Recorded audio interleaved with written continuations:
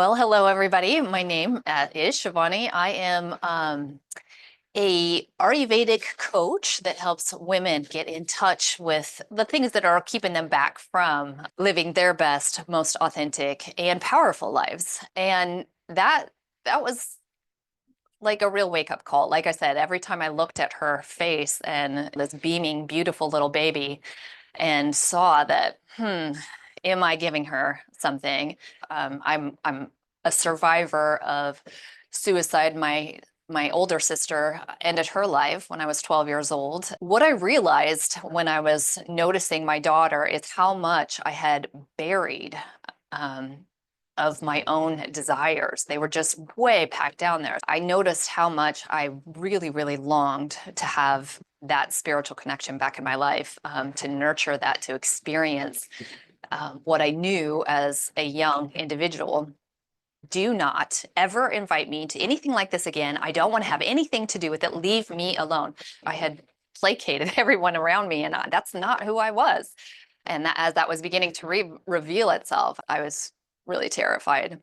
5 years ago, there's no way I would have been on this podcast. I would have been nervous. I would have been very shy to share my story. Yes, they have side effects, but at this moment, what you're doing with your mind and your emotions and the thought is way worse for you. Meditation wasn't enough. Changing my daily routine wasn't enough. So getting at, the mental aspect of it and all of those, like coming all together was, those things served their purpose.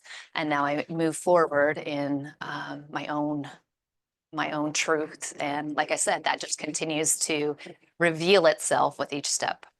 hmm I always speak about the exit out of survival mode in three phases. The first being awareness, the second being reprogramming, and the third is reinvention. It's scary to move away from what we know.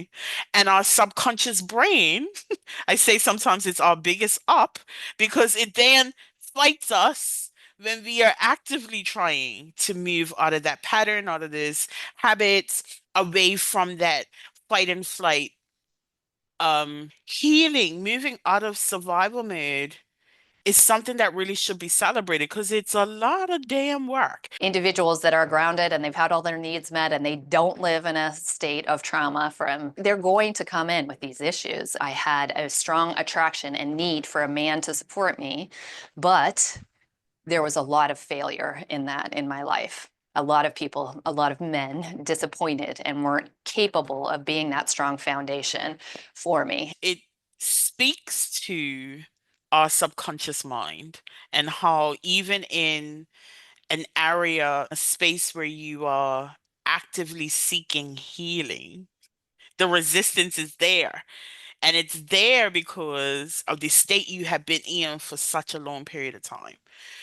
If you are going to be in that position of power, of stability, of foundation for another, that you really need to clearly define what this means. Okay, so I can't, and I want to help, but there's stuff in here that I want to learn. So, and I can't be helping on a volunteer basis. Like no is okay. Like no is a complete sentence.